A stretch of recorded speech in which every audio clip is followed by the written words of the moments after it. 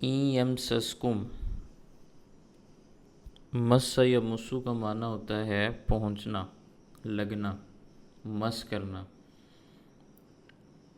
اگر تمہیں پہنچی ہے قرحن، کوئی تکلیف یا زخم، دونوں معنی اس کے کیے جا سکتے ہیں۔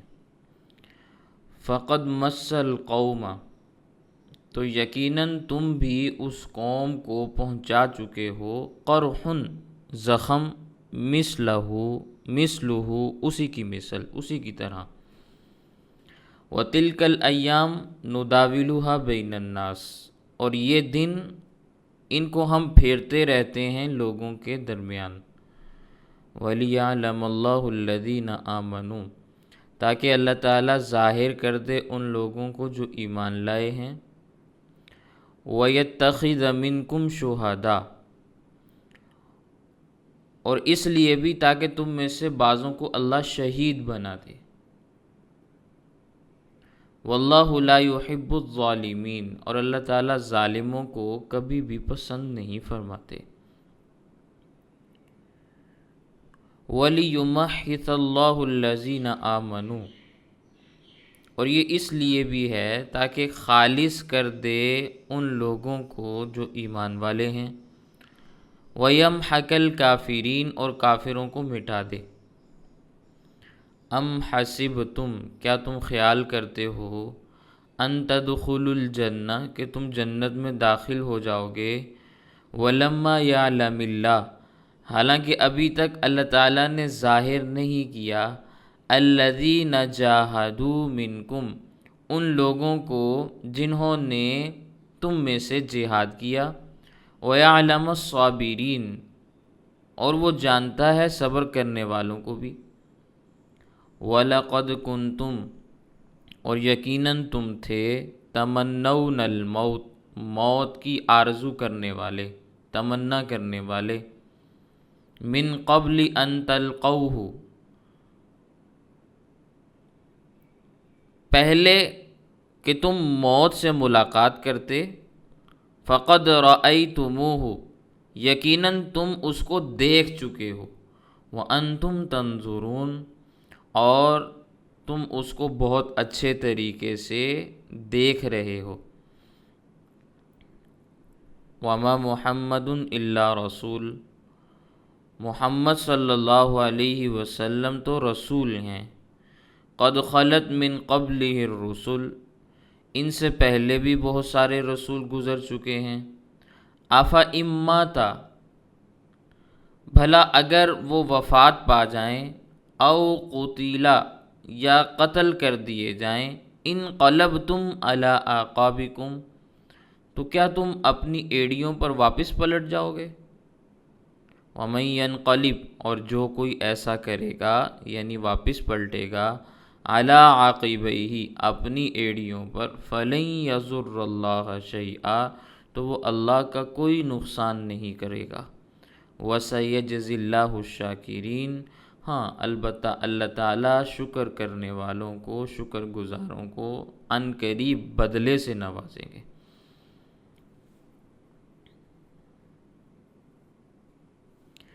غزوہ احد کا تذکرہ تھوڑا سا میں نے آپ کے سامنے عرض کیا تھا۔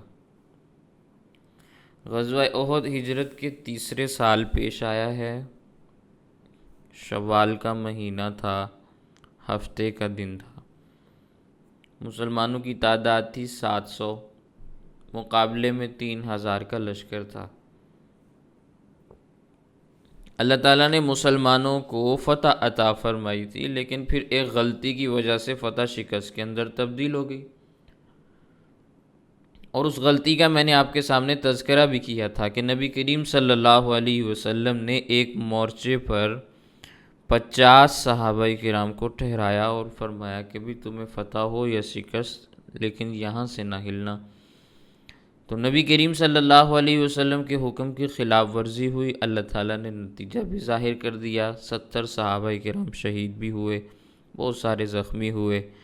نبی کریم صلی اللہ علیہ وسلم کے اپنے چچا، جو اللہ کے نبی صلی اللہ علیہ وسلم کو بہت محبوب تھے، بہت پیارے تھے، حضرت سیدنا حمزہ، وہ بھی بڑی بے دردی کے ساتھ وہاں شہید ہو گئے۔ تو مسلمان بہت پریشان ہوئے۔ تو اللہ تعالیٰ نے اسلام کے ان مجاہدوں کو تسلی عنایت فرمائی۔ یہ وہ تسلی کا مضمون ہے جو ان آیات میں آپ کے سامنے آ رہا ہے۔ اللہ تعالیٰ فرماتے ہیں اِن یمسسکم قرح، اگر تمہیں زخم پہنچے ہیں، تمہارے 70 ساتھی شہید ہو گئے ہیں، بہت سارے زخمی ہو گئے ہیں، فقد مس القوم قرح مثلہ، تو تم بھی اس سے پہلے اسی قوم کو میدان بدر کے اندر اچھے خاصے زخم دے کر آ چکے ہو۔ 70 آدمی اس وقت انہوں نے بھی مارے تھے وہاں پہ، اور ایسے 70 افراد قتل کیے تھے کہ جو اس وقت ان کے ستون سمجھے جاتے تھے، بڑے مضبوط قسم کے پہلوان اور ان کی طرف سے بہت مضبوط آدمی سمجھے جاتے تھے۔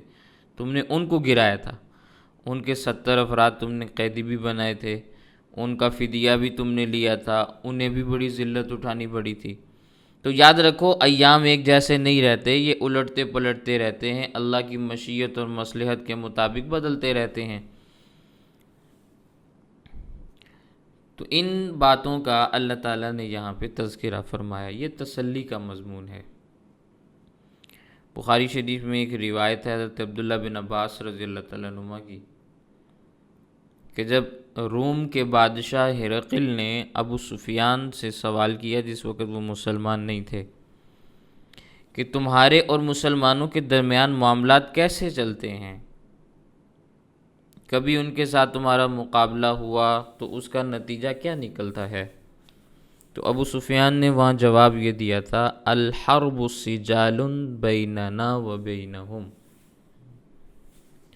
کہ لڑائی ہمارے درمیان اس قسم کا معاملہ ہوتا ہے کہ جیسے پانی کا ڈول ہے، کبھی ان کی طرف پانی چلا گیا تو کبھی ہماری طرف آ گیا، کبھی کسی نے ڈول میں سے پانی نکال لیا تو کبھی کسی نے نکال لیا، کنواں سب کا سانجھا ہے، پانی نکالتے رہتے ہیں، کبھی وہ نکال لیتے ہیں کبھی ہم، یعنی لڑائی کی صورت میں کبھی ہم غالب آ جاتے ہیں کبھی وہ غالب آ جاتے ہیں۔ تو ہرقل نے پھر وہاں پہ کہا تھا کہ اللہ کے رسولوں کا معاملہ ایسا ہی ہوتا ہے، انہیں دشمن کے مقابلے میں کبھی فتح بھی ہوتی ہے کبھی شکست بھی ہوتی ہے، مگر بالآخر اللہ تعالیٰ اپنے رسولوں کو فتح یاب فرما دیتے ہیں، غلبہ عطا فرما دیتے ہیں۔ تو اللہ تعالیٰ نے فرمایا اے مسلمانوں، احد کی شکست سے تم نہ گھبرانا، یہ تمہیں ظاہری طور پر جو شکست سمجھ آ رہی ہے اس سے گھبرانا نہ۔ وَتِلْكَ الْأَيَّامُ نُدَاوِلُهَا بَيْنَ النَّاسِ، یہ دن ہیں جو ہم عدلتے بدلتے رہتے ہیں، الٹتے پلٹتے رہتے ہیں لوگوں کے درمیان، کبھی کسی کو فتح دے دی کبھی کسی کو، ہمیشہ ایک جیسی حالت نہیں رہتی کہ ہمیشہ فتح ہو یا ہمیشہ شکست ہو۔ اور تکلیف پہنچنے میں بھی اللہ نے یہ حکمت رکھی ہے کہ اللہ تعالیٰ تم میں سے جو ایمان والے ہیں ان کو ظاہر کرنا چاہتے ہیں، کہ جنہیں تکلیف بھی پہنچی ایمان کی وجہ سے وہ پھر بھی ثابت قدم ہیں، انہوں نے رولا نہیں ڈالا کہ بھی ہمارے تو ہاتھ کٹ گئے، ہمارے پاؤں زخمی ہو گئے، ہمیں اتنے تیر لگ گئے، اتنا نقصان ہو گیا، یہ ہو گیا وہ ہو گیا، اب وہ کہیں کہ بھی آئندہ ہم نے یہ کام نہیں کرنا۔ تو اللہ تعالیٰ کے علم میں ساری باتیں ہیں، اللہ تعالیٰ ایسے افراد کو تکلیف دے کر ان کی ثابت قدمی لوگوں کے اوپر واضح کرنا چاہتے ہیں۔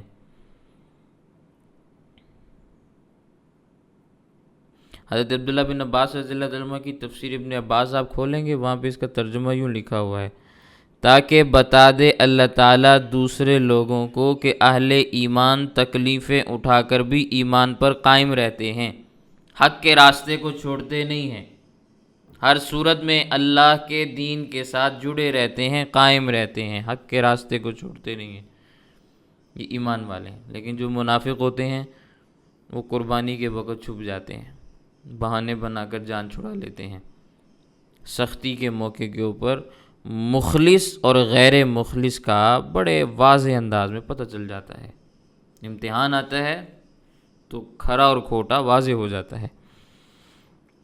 تو اللہ تعالیٰ سختی کے ایام کبھی کبھار اس لیے لاتے ہیں تاکہ پہچان ہو سکے۔ وَيَتَّخِذَ مِنْكُمْ شُهَدَاءَ، اور اس لیے بھی تمہارے ساتھ یہ معاملہ ہوتا ہے تاکہ اللہ تعالیٰ تم میں سے بعضوں کو شہید بنا دے۔ شہادت کا درجہ کتنا بلند و بالا ہے، شہید کا مقام بڑا بلند ہے۔ اب بظاہر تو وہ شہید ہو گیا، مر گیا، لیکن اللہ کے ہاں اس کی جتنی عزت، قدر، عظمت ہے، حدیث پاک کے اندر آتا ہے شہید کے خون کے قطرے زمین پر گرنے سے پہلے جنت کے فرشتے اور حوریں آتی ہیں ان قطروں کو اٹھانے کے لیے۔ اللہ کے فرشتے اس کی روح کو اٹھا کے لے کے جاتے ہیں، جسم تو یہی رہے گا، لیکن باقی جتنی بھی چیزیں ہیں جو معنوی ہیں، باطنی ہیں، ان کا انتظام ملائکہ کرتے ہیں۔ جسم کو تو تم نے قبرستان میں دفن کرنا ہے، لیکن اس جسم کے ساتھ روح کا بڑا مضبوط قسم کا تعلق جوڑ دیا جاتا ہے۔ جسم چاہے ٹکڑے ٹکڑے ہو جائے، سر کہیں ہے، دھڑ کہیں ہے، لیکن جب یہ اللہ کے راستے میں کٹ جاتا ہے، ذبح ہو جاتا ہے، شہید ہو جاتا ہے، تو اس کے جسم کے ساتھ اس کی روح کا باقاعدہ تعلق ہوتا ہے۔ یہ اہل سنت والجماعت کا مذہب ہے، اسی لیے ہم شہید کی حیات کے قائل ہیں۔ قرآن کریم میں بھی اللہ نے اس کو بیان کیا ہے کہ تم شہداء کو مردہ نہ خیال کرو، وہ زندہ ہیں۔ ہاں، اتنی بات ہے ان کی زندگی کا تمہیں شعور نہیں ہو سکتا، دماغ وہاں تک نہیں جا سکتا۔ شعور کا تعلق دماغ کے ساتھ ہے۔ دماغ لڑانا شروع کرو گے تمہیں ان کی زندگی سمجھ نہیں آئے گی۔ ہاں، اللہ نے وحی کے ذریعے اعلان کر دیا ہے، قرآن کریم کی واضح آیات میں فرما دیا یہ زندہ ہیں، بس مان لو زندہ ہیں۔ کیسے زندہ ہیں یہ تمہیں سمجھ نہیں آ سکتا، تمہارا دماغ نہیں جا سکتا وہاں۔ تمہارا دماغ چھوٹا ہے، وحی اوپر سے آئی ہے، وحی کی ابتدا ہی بڑی بلند و بالا ہے، تمہاری عقل نے یہیں پہ ختم ہو جانا ہے۔ تو ایک محدود چیز غیر محدود چیز کا احاطہ کیسے کر سکتی ہے کہ اتنی بڑی وحی چھوٹے سے دماغ کے اندر آ جائے یا اس کو سمجھ آ جائے۔ بہت ساری باتیں سمجھ بھی آ جاتی ہیں، لیکن ہر بات کا سمجھ میں آنا ضروری نہیں ہے، اس کو ماننا ضروری ہے۔ اسی کو تو ایمان کہتے ہیں۔ ہر بات آپ کو سمجھ میں آ جائے تو یہ تو مشاہدہ ہو گیا، ایمان تو رہا ہی نہیں۔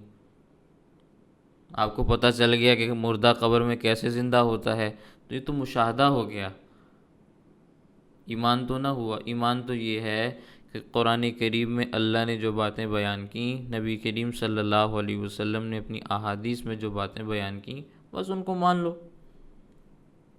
تسلیم کر لو۔ پھر یہ کہنا کہ دیکھو بھئی آپ کو ایک کمرے میں بند کر دیں تو آپ کا سانس گھٹ جاتا ہے، اس کو تو آپ نے مٹی میں ڈال دیا، وہ کیسے زندہ ہے، اس کا کیسے سانس چلتا ہے، اس کی حیات کیسی ہے، وہ کیسے زندہ ہے، وہ کیسے کھاتا ہے، یہ ساری باتیں عقل سے تعلق رکھتی ہیں۔ ہم نے پہلے قرآن میں اللہ نے پہلے کہہ دیا تمہیں اس کا شعور نہیں ہے، تو دماغ لڑانے کی ضرورت ہی نہیں ہے۔ جو اعتراضات تم نے اٹھانے تھے اللہ نے ایک ہی لفظ سے اس کا رد کر دیا کہ تم نے دماغ میں جتنے بھی سوالات لانے ہیں میں نے پہلے ہی کہہ دیا تمہیں شعور نہیں ہے، بات ختم ہو گئی۔ تم نہیں سمجھ سکتے ان چیزوں کو۔ آج اس نظریے کے اوپر جتنے بھی اشکالات ہوتے ہیں وہ عقلی انداز میں ہوتے ہیں کہ ہمیں نہیں سمجھ آتی، ہم کیسے مانیں؟ جیسے باقی چیزیں مانی ہیں ویسے یہ مانو۔ اللہ کی ذات کو آج تک کسی نے دیکھا ہے لیکن مانتے ہیں سارے۔ اگر سمجھ میں آئے پھر مانیں تو خدا کی ذات کا بھی لوگ انکار کر دیں کہ سمجھ میں نہیں آتا۔ کسی کی عقل چھوٹی بھی ہو سکتی ہے کہ بھی میری عقل میں خدا نہیں آتا تو میں انکار کر دوں۔ جس طرح آپ نے دو چار عقیدوں کا انکار کیا، وہ کہتا ہے میں سارے عقیدوں کا انکار کر دیتا ہوں اس لیے کہ کوئی عقیدہ بھی میری سمجھ میں نہیں آتا۔ تو ایسے چلنا شروع کریں گے تو پھر تو سارے دین کا ہی بیڑا غرق ہو جائے گا۔ ہر چیز کا آپ انکار کرنا شروع کر دیں گے تو یہ کوئی طرز عمل نہیں ہوتا۔ جب وحی الہی کے ذریعے سے کچھ چیزیں بتلا دی جاتی ہیں ان کو منوان تسلیم کر لینا، یہی اسلام ہے، یہی دین ہے، یہی شریعت ہے، یہی ایمان ہے۔ تو شہداء کے اللہ کے ہاں بہت بڑے بڑے درجات ہیں۔ حدیث پاک میں آتا ہے نبی کریم صلی اللہ علیہ وسلم نے فرمایا جنت میں 100 منزلہ مکانات ہیں، اتنے بلند مقام ہے کہ آدمی ان اوپر کو دیکھنا شروع کرے گا تو اس کی پگڑی نیچے گر جائے گی۔ سوال کیا گیا کہ حضرت وہ مکان انبیاء کے ہوں گے؟ فرمایا نہیں، انبیاء کے مکان تو اس سے بھی بلند ہوں گے، وہ تو شہداء کے مکانات ہیں۔ تو شہیدوں کو اللہ تعالیٰ بہت بڑے مقامات، مکانات اور عہدے عطا فرمائیں گے، بہت بڑے درجات عطا فرمائیں گے۔ ان کے عہدوں کو، ان کے درجوں کو دیکھ کر لوگ جنت میں جانے کے بعد بھی افسوس کریں گے کہ ہم چارپائی کے اوپر کیوں مر گئے، ہم چارپائی کے اوپر کیوں مر گئے۔ اور حدیث پاک کا جو جملہ ہے وہ ذہن میں رکھیں، لوگ کہیں گے لو ان ابداننا قرزت بالمقاریز، کاش ہمیں اللہ کے راستے میں اتنی تکلیفیں آتی کہ ہمارے بدن کو کینچیوں سے کاٹا جاتا، ٹکڑے ٹکڑے کر دیا جاتا، اور آج ہمیں یہ درجات مل جاتے۔ لیکن اس وقت تو معاملات کے لیے رو چکے ہوں گے، جو ہونا ہوگا وہ ہو گیا۔ تو فرمایا اللہ تم میں سے بعضوں کو شہید بنانا چاہتا ہے، مقام شہادت دینا چاہتا ہے، تاکہ ان کے درجات کو اللہ تعالیٰ ثابت فرما دے، بلند فرما دے۔ آخرت میں اللہ نے ان کے لیے جو بہترین قسم کی منزلیں مقرر فرمائی ہیں، ان کے لیے جو چیزیں تیار کی ہوئی ہیں، اللہ ان کو وہاں تک پہنچا سکیں۔ واللہ لا يحب الظالمین، البتہ اللہ تعالیٰ ظالموں سے محبت نہیں کرتا کہ بھی تم نے اس کو مار دیا تو چلو تم نے اچھا کام کیا، ہم نے اس کو شہید بنانا تھا اس لیے تم نے مار کے اچھا کیا۔ نہیں، وہ مارنے والا کسی صورت بھی عذاب سے نہیں بچے گا۔ یہ مطلب نہیں ہے کہ اگر اس نے اس کو اچھی جگہ پر پہنچا دیا تو آپ کہیں کہ تمہارا شکریہ، تم نے ہمیں اچھی جگہ پہ پہنچا دیا۔ اس پر میں اگر ایک واقعہ عرض کروں، شہباز شریف صاحب آج وزیر اعظم ہیں، کسی زمانے میں پنجاب کے وزیر اعلیٰ تھے۔ میں 20-25 سال پرانی بات عرض کرنے لگا ہوں۔ تو بہت بڑے ڈان تھے۔ آپ کو اگر ہسٹری کا علم نہ ہو تو آپ کے علم میں اضافے کے لیے عرض کرتا ہوں، تنقید نہیں کر رہا، سمجھا رہا ہوں بات کو۔ تو ایک عالم ہیں، شہید ہو گئے، دنیا سے چلے گئے۔ ان کو انہوں نے جیل میں بند کیا۔ جیل میں بند کیا تو 3 مہینوں میں قرآن کے حافظ بن گئے۔ حافظ نہیں تھے، عالم تھے۔ تو جیل میں بند کر دیا انہوں نے، وہاں بھی تلاوت کرتے رہے، حافظ قرآن بن گئے۔ تو حکومت کا اجلاس ہو رہا تھا، علماء سارے بیٹھے تھے۔ تو حضرت نے وہاں پہ یہ بات عرض کر دی کہ وزیر اعلیٰ صاحب، آپ کا شکریہ کہ آپ نے ہمیں حافظ قرآن بنا دیا۔ آپ نے بند کیا تھا، ہم نے قرآن کریم حفظ کر لیا۔ تو یہ صاحب مسکرانے لگے اور انہوں نے ہنستے ہوئے کہا بہت اچھی بات ہے، پھر تو آپ کو ہمارا شکر گزار ہونا چاہیے کہ ہم نے آپ کو ہدایت کے راستے پہ ڈال دیا، سیدھے راستے پہ ڈال دیا جیل میں بند کرنے کے بعد۔ اچھا، وہ ایک بہت بڑے کاز میں جیل میں گئے تھے، کسی چوری ڈکیٹی کے معاملے میں نہیں گئے تھے۔ صحابہ کرام کی عزت اور عظمت کے لیے انہیں بند کیا گیا تھا، اور اتنا تشدد کا نشانہ بنایا گیا کہ اب میں وہ آپ کے سامنے باتیں نہیں عرض کر سکتا۔ تصور سے بھی ماورا سزائیں ہیں جو انہیں دی گئیں، تصور سے بھی ماورا ہیں۔ جنہوں نے انہیں غسل دیا ہے، گولی تو لوگوں نے ماری بعد میں، لیکن جو جیل کی سزائیں ہیں، میں صرف ان کا تذکرہ عرض کرتا ہوں کہ جنہوں نے غسل دیا ہے، جسم پہ ایک عضو بھی ایسا نہیں تھا جس میں نشان نہ لگے ہوئے ہوں، سوراخ بنے ہوئے تھے جسم میں، ڈرل مشینوں کے ساتھ سوراخ کیے جاتے تھے، اور ایسی ایسی سزائیں کہ آپ کے ہوش اڑ جائیں گے، تصور بھی نہیں کر سکتے۔ میں نہیں عرض کرنا چاہتا، آپ خواتین ہیں، پھر ایسے مناسب بات نہیں ہے۔ تو جب یہ وزیر اعلیٰ صاحب ہنس رہے تھے تو حضرت نے کہا محترم زیادہ نہ ہنسیں، کہیں ہماری نسلیں آپ کا شکریہ ادا نہ کریں کہ آپ نے ہمارے باپ کو شہید کر کے، ہمارے استاذ کو شہید کر کے جنت میں پہنچا دیا، ابھی تو تم نے حافظ قرآن بنایا اور تم ہنس رہے ہو، ہم تمہارا شکریہ تو ادا کر رہے ہیں کہ چلو اچھا کیا تم نے، لیکن کل کو ایسا نہ کرنا کہ ہمیں مروا کے کہنا کہ ہم نے آپ کے باپ کو جنت میں پہنچا دیا ہے، تو تمہیں تو خوش ہونا چاہیے اس پہ۔ اور واقعتاً انہوں نے مروا کے پہنچا دیا۔ اللہ تعالیٰ ظالموں کو ہدایت سے نوازیں اور ان کے ظلم کے بدلے اللہ تعالیٰ دنیا میں ان سے لے۔ جو حالات آپ دیکھتے ہیں نا، اس کے پیچھے ظلم کی ایسی ایسی داستانیں ہیں کہ آپ کے ہوش اڑا دیں گی، سمجھنے والے سمجھتے ہیں۔ اور ظلم کبھی بھی زیادہ دیر تک باقی نہیں رہتا، بہت جلدی مٹ جاتا ہے اور اپنے ساتھ باقی چیزوں کو بھی فنا کر دیتا ہے۔ اس لیے نہ ظالم باقی رہتے ہیں، نہ ان کا ظلم باقی رہتا ہے، نہ وہ جگہیں باقی رہتی ہیں جہاں وہ ظلم کیا کرتے تھے، ہر چیز مٹ جاتی ہے۔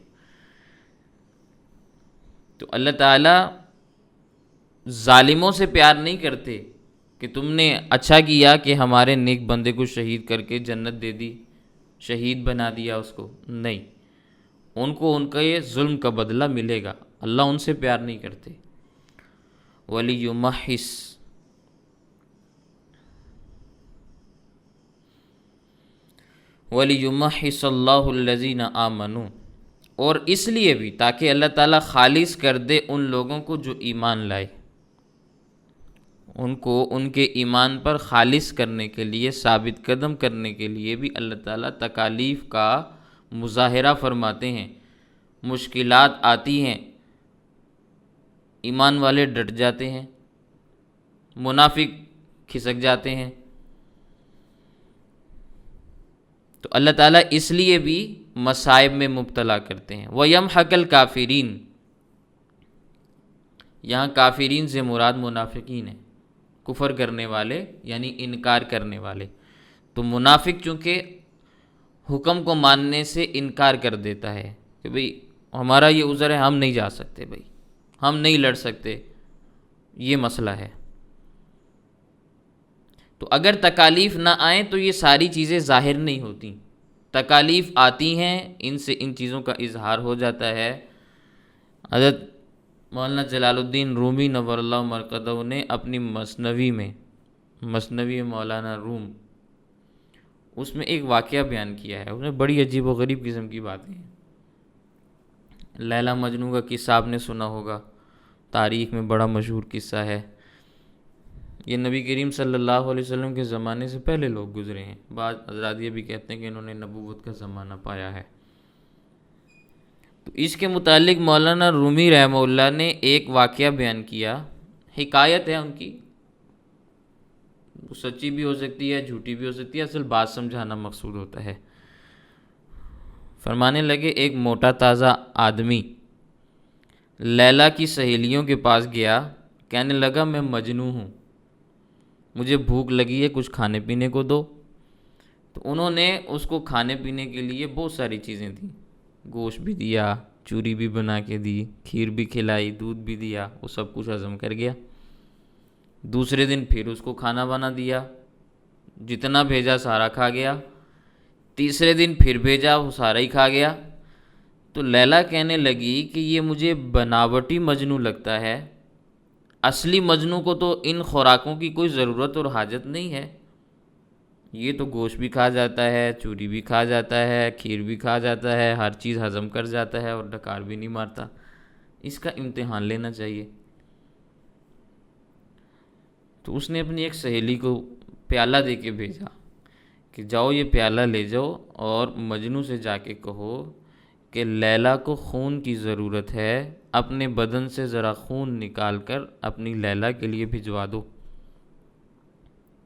تو آگے سے وہ کہنے لگا میں تو چوری کھانے والا مجنوں ہوں، خون دینے والے مجنوں کو جا کے تلاش کرو، وہ جنگل میں کسی کونے میں بیٹھا ہوا ہوگا، اسے تلاش کرو، میں تو چوری کھانے والا ہوں، میں خون دینے والا نہیں ہوں، خون دینے والا کہیں اور گھوم رہا ہے۔ تو آج ہم بھی چوری کھانے والے مجنو ہیں، خون دینے والے نہیں ہیں، خون دینے والے بہت تھوڑے ہیں۔ یہ مجاہدین ہیں جو دین کی سربلندی کے لیے جانوں کے نذرانے پیش کرتے ہیں، حق کی تائید کرتے ہیں، یہ خون دینے والے ہیں۔ ہم سے کوئی خون کا مطالبہ کر لے، 100 قسم کے مسئلے ہمارے سامنے آ جاتے ہیں، ہم کہتے ہیں بھی نہیں بھی ہم یہ کام نہیں کر سکتے۔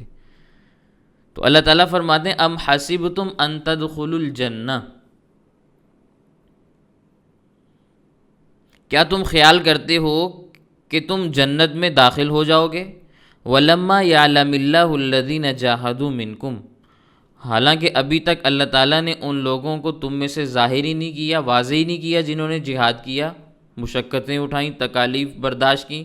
وَيَعْلَمَ الصَّابِرِينَ، جنہوں نے مصیبتوں اور تکلیفوں پر صبر کیا، وہ تو تمہیں پتہ ہی نہیں چلے ابھی تک وہ لوگ کون سے ہیں۔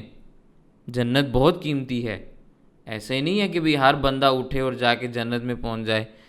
حدیث پاک کے اندر آتا ہے کہ جنت کی ایک چابک کے برابر جگہ بھی دنیا اور مافیا کے خزانوں سے زیادہ قیمتی ہے۔ چابک چھوٹی سی ہلکی سی، یہ آپ کے انگلی کے برابر جگہ آپ کہہ لیں، یا انگلی کے کسی پورے کے برابر آپ کہہ لیں۔ تو اتنی قیمتی چیز مفت میں تو نہیں مل سکتی، اور یہ سمجھتے ہیں ہم کلمہ پڑھنے کے بعد جنت کے ٹھیکیدار بن گئے۔ حقدار نہیں، ٹھیکیدار۔ حقدار اور ٹھیکیدار میں فرق ہوتا ہے۔ تو اللہ تعالیٰ یہ فرمانے وَلَقَدْ كُنْتُمْ تَمَنَّوْنَ الْمَوْتِ، البتہ یقیناً تم آرزو کرتے تھے موت کی، تم کہتے تھے کہ شہادت کا کوئی موقع آئے، ہم اللہ کے راستے میں جانیں قربان کریں۔ من قبل ان تلقوہ، موت کے ساتھ ملاقات کرنے سے پہلے پہلے تمہاری یہ حالت تھی۔ جو لوگ غزوہ بدر میں نہیں جا سکے تھے، ان کے جذبات بڑے تیز تھے، وہ دشمن سے ٹکر لینے کے لیے بڑے بےتاب تھے۔ ہر وقت ان کی خواہش یہ ہوتی تھی کہ کیونکہ بدر کا واقعہ ان کے سامنے تھا نا، کہ مسلمانوں نے کیسے لڑائی کی، کیسے فرشتے آئے اور بڑی آسانی کے ساتھ فتح مل گئی۔ آسانی کے ساتھ تو نہیں، لیکن بعد والے لوگ ایسے ہی کہتے ہیں کہ بھئی آسانی کے ساتھ ہوگی۔ تو ان کے جذبات بڑے تیز تھے، وہ ٹکر لینے کے لیے بڑے تیار تھے۔ وہ کہا کرتے تھے، ان کی خواہش ہوتی تھی کہ جہاد کا کوئی موقع آئے تو انہیں بھی شہادت کا بلند مقام نصیب ہو۔ تو پہلے تو آرزو کیا کرتے تھے کہ کوئی موقع آئے تو ہم یہ سارے مظاہرے کریں۔ فقد رأیتموہ، تو اب تو تم دیکھ چکے ہو۔ وَأَنْتُمْ تَنْظُرُونَ، تم دیکھ رہے ہو، بہت اچھے طریقے سے نظارہ کر رہے ہو کہ وہ شہید ہو گیا، وہ شہید ہو گیا، وہ شہید ہو گیا۔ تم تو اب اپنی آنکھوں سے موت کو دیکھ رہے ہو۔ اب موت کا منظر دیکھ لیا، اب پتہ چلا کہ بھی کیسے فتح اور کیسے شکست ہوتی ہے، کیسے بلندی ملتی ہے اور کیسے پستی ہوتی ہے۔ اور پھر اس مارکے میں نبی کریم صلی اللہ علیہ وسلم کے دانت مبارک بھی شہید ہوئے، چہرہ اقدس بھی زخمی ہوا، نبی کریم صلی اللہ علیہ وسلم بے ہوش ہو کے گر بھی پڑے، گرمی بڑی سخت تھی۔ حضرت مصعب بن عمیر رضی اللہ عنہ کی شکل آپ صلی اللہ علیہ وسلم کے ساتھ ملتی جلتی تھی، وہ شہید ہو گئے۔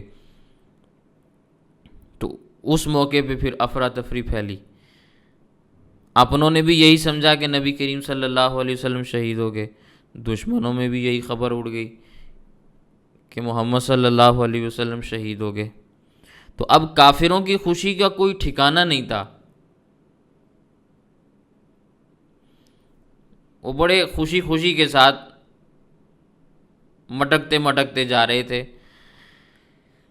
تو معلوم ہوا کہ یہ خبر تو غلط ہے، تو مسلمانوں کے پھر سارے غم جو اس وقت ان کے سر پہ آ پڑے تھے، وہ سارے کے سارے غم دور ہو گئے۔ اب اس چیز کا آپ اندازہ لگائیں کہ غزوہ احد میں حضرت عمر ابن جموح رضی اللہ تعالیٰ عنہ شہید ہوئے۔ ان کی اہلیہ کا نام ہے ہند، اپنے گھر مدینہ طیبہ میں آٹا گوندھ رہی ہیں۔ کسی نے اطلاع دی کہ نبی کریم صلی اللہ علیہ وسلم شہید ہو گئے، تو یہ اسی طرح کام کرتے کرتے ساری چیزیں چھوڑ کر باہر گلی میں آ کے کھڑی ہو گئی۔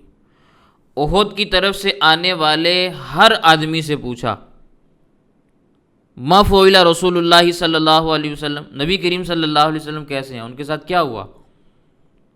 اس نے کہا بھی تمہارا باپ شہید ہو گیا، نے کہا بھی مجھے اس سے کوئی لینا دینا نہیں، مجھے بتاؤ محمد صلی اللہ علیہ وسلم کیسے ہیں۔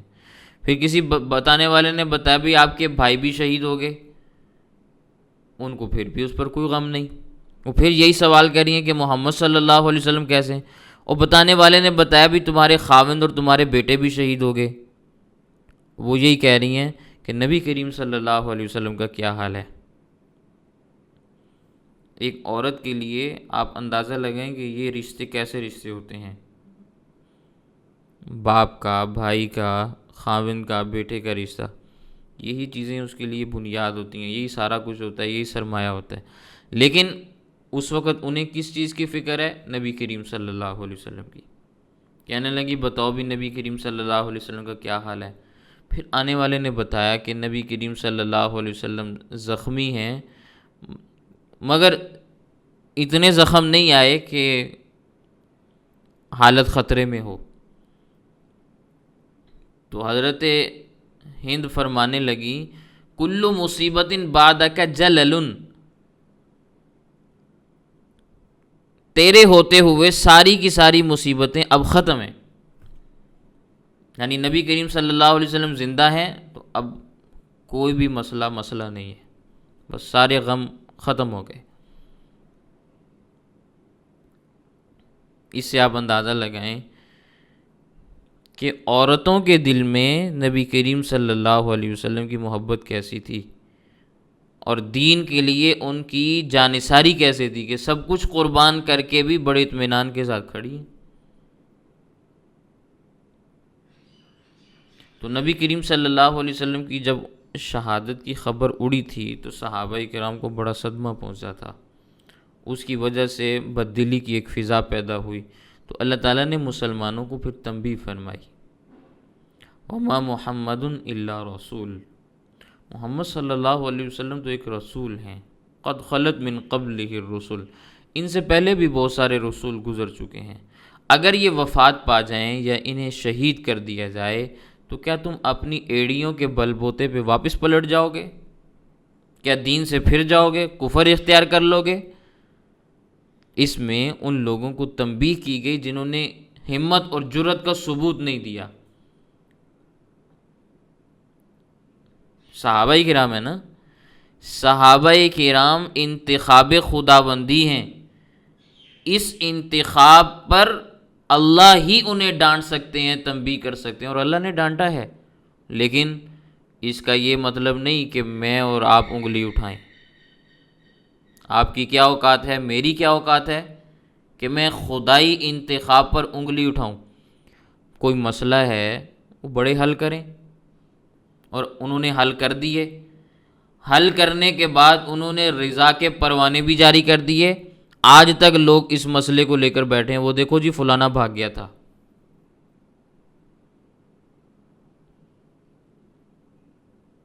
خدا کا خوف کرو، تم نے مقام صحابیت کو سمجھے ہی نہیں کہ وہ کیا چیز ہے۔